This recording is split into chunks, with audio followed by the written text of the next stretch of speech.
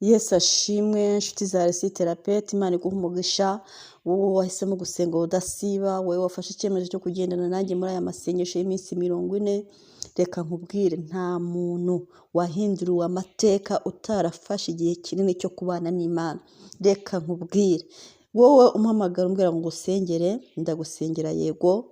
Wowe umbwira icyifuzo cyawe, ndasengera yego.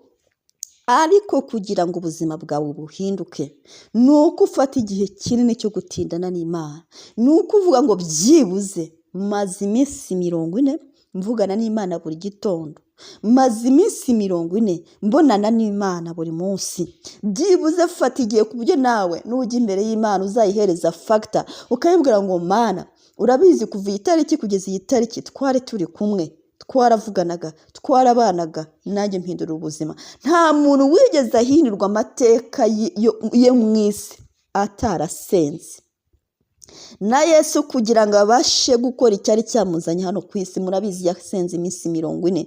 Murabona kugira ngo Mose abashe kuyobora ubwoko bw'Imana yagombye kubonana n'Imana iminsi 40.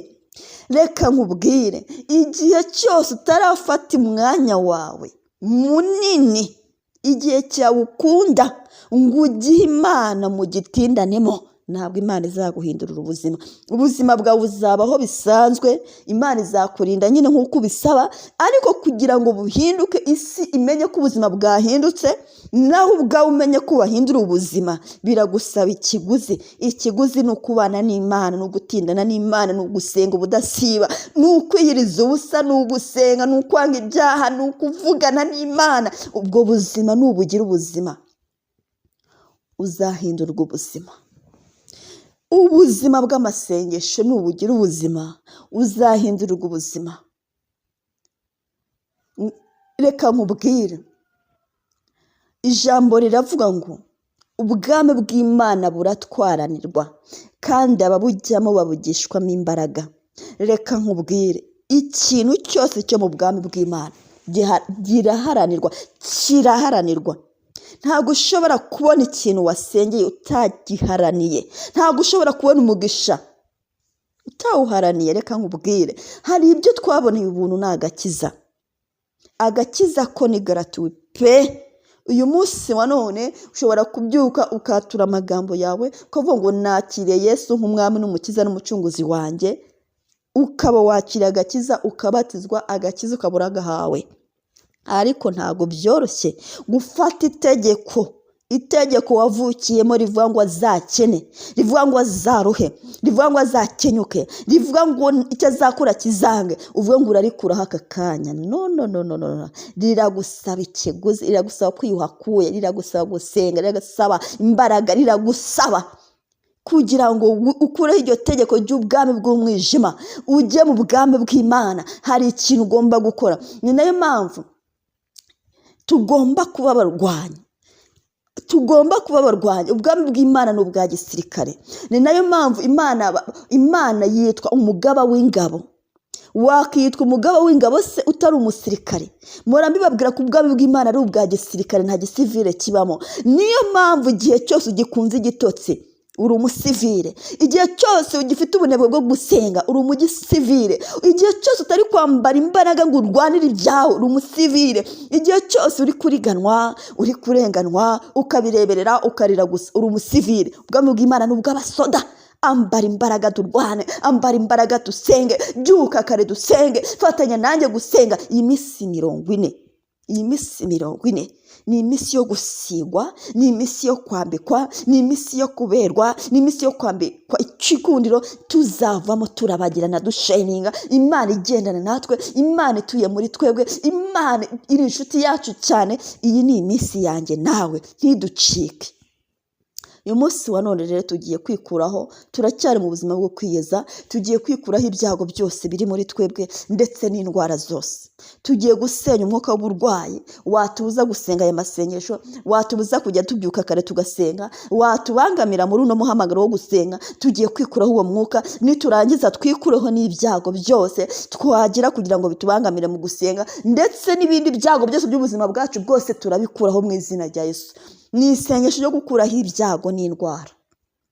mu izina rya Yesu Kristo wanga ku musaraba Golgotha, mpagaze mu mbaraga z'izina rya Yesu. Izina rya Yesu rifite imbaraga, nta rindi zina riri hejuru y'ayo mazina. Izina rya Yesu niryo ryonyine ritegeka isi, niryo ryonyine rifite ubutware, niryo ryonyine dukirizwamo, niryo ryonyine tunesherezamo, niryo riduha ubuzima, niryo riduha imbaraga, niryo ridukiza indwara, niryo ritwirukanira abadayimoni, niryo ridukuraho ibyago. Iryo zina ndarifashe ndishyize ku buzima bwawe. Nitiriwe izina rya Yesu aka kanya, mu izina rya Yesu Kristo wabambwe ku musaraba Golgotha, ndategetse kugira ngo icyago cyose kimvire mu buzima. Icyago cyose cyazanywe na Satani mu buzima bwanjye gisohoke. Icyago cyose Satani yabateganyije ku buzima bwanjye kirangire. Ndaburizamo imbaraga z'ibyago mu buzima bwanjye, imbaraga zintunguza amarira. Izo mbaraga amaraso ya Kristo zisohore. Izina rya Yesu ridomine kuri ibyo byago.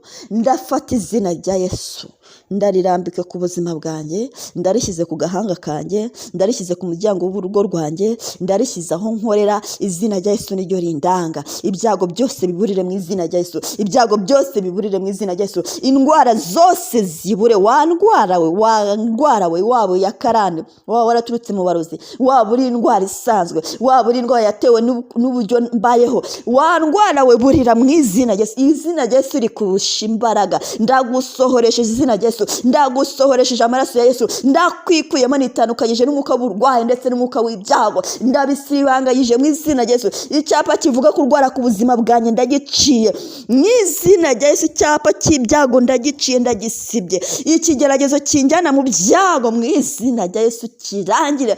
Izina rya Yesu rega ndaryohereza ahantu hose. Risenye ibyo Satani yari amaze kubaka, risenye ibyo Satani yari amaze gukora ku buzima bwanjye biteza ibyago n'indwara. Mu izina rya Yesu Kristo wabambwe ku musaraba Golgotha, ndabyanze. Ndahakana ikibi cyose cyakwinjira mu buzima bwanjye kitazanywe n'Imana. Ndahagana icyago cyose n'icyaha n'igisuzuguro n'uburetwa n'uburushyi byaza mu buzima bwanjye. Mu izina rya Yesu ndabishubije, mbitesheje agaciro. Iryo zina rya Yesu ritegeke. Andi mazina yose mabi ave mu buzima bwanjye. Amazina aturuka ku byago nahuye nabyo, ayo mazina ndayanze mu izina rya Yesu. Ayo mazina aturuka ku masheke, mu izina rya Kristo, y'ibyago nahuye nabyo mu buzima ndayanze. Izina rya Yesu ridomine ubuzima bwanjye. Izina rya Yesu ritwara ubuzima bwanjye. Izina rya Yesu rivugira ubuzima bwanjye. Izina rya Yesu ririmo ubuzima. Izina rya Yesu ririmo bonne santé. Izina rya Yesu ririmo amahoro. Izina rya Yesu ririmo kuramba. Izina rya Yesu ririmo gukomera. Izina rya Yesu ririmo icyubahiro. Izina rya Yesu rinyinjiza ahakomeye. Izina rya Yesu rimesha ubutware. Izina rya Yesu rimesha ubushobozi. Iryo zina ngishingikirijeho uyu munsi wa none. Aho ngenda hose ndagendana n'izina rya Yesu. Haleluya, haleluya, haleluya. Vuga wowe uri kunyumva, izina rya Yesu rinkorera uyu munsi. Uvuga ngo nitwaje izina rya Yesu, vuga ngo nitiriwe izina rya Yesu, vuga ngo mba mu butware bw'izina rya Yesu. Iryo zina ni izina ry'abami n'abamikazi, ni izina ryitwa abami, ni izina ry'ibwami. Vuga ngo iryo zina ni izina ry'ibwami, rirakubohora ku byago, rirakubohora ku ndwara. Ni izina umuntu urifite ntabwo apfa kurwara, ni izina umuntu urifite ntabwo ajya apfa kugira ibibazo. Iryo zina ryishingikirijeho. Vuga ngo ngegamyeho, vuga ngo ndarimize, vuga ngo ngiyanditseho, vuga ngo ndagiyitiriye, vuga ngo rirandemera, vuga ngo rirankorera, vuga ngo riranyubakira. Iryo zina riheva rero ku buzima bwawe, riragukorera mu izina rya Yesu. Haleluya. Ndarikunda izina rya Yesu, ndarikunda pe. Izina rya Yesu ndarikunda. Zina ryiza ndagukunda. Uyu munsi nongeye kukubwira ko ngukunda. Wa zina ryiza we ndagukunda. Haleluya. Uyu munsi umbera umunsi udasanzwe mu izina rya Yesu. Uyu munsi umbera umunsi w'umugisha. Uyu munsi nongeye kuwubatiza, ndawejeje, ndawushyizeho amaraso ya Yesu. Ndanyanyagiza amaraso ya Yesu aho ndi bukandagire, ndanyanyagiza amaraso ya Yesu aho ndi bwicare, ndashyira amaraso ya Yesu ikirere cyose ndi bugeremo, buri kirere na buri butaka ndi bwinjiremo, byose binkunde, byose bimbera umugisha. Ikirere n'ubutaka binyemere, isi n'ijuru binkunde, abantu Imana yaremye bankunde. Mu izina rya Kristo nambara igikundiro ku bw'amaraso ya Yesu, nambara igikundiro ku bw'imbaraga y'umusaraba, nambara igikundiro ku bw'izina ryiza rya Yesu. Reka uyu munsi wa none umbere umunsi wo kwakira igikundiro, uyu munsi wa none umbere umunsi wo kwakira umugisha. Mu izina rya Kristo wese wabambwe ku musaraba Golgotha, ndi umugisha uyu munsi wa none, ndi umugisha mu byo nkora. Ibyo nkora ni umugisha, akazi kanya ni umugisha, abo tubana ni umugisha, ubuzima nanyuzemo ni umbere umugisha, ubwo nzancamo bumbere umugisha, amajyana amazi ndi umugisha, igitondo n'ikigoroba nakiriye umugisha wanjye ndawuhawe, umugisha w'umunsi uransanze mu izina rya Kristo Yesu wo ku musaraba igorogota. Ndagushimiye ku byo ukoze ku buzima bwanjye mukunzi mwiza Yesu, none n'iteka ryose kuko uzakomeza kubikora. Nguhaye icyubahiro kandi ndagushyize hejuru none n'iteka ryose. Amen, amen.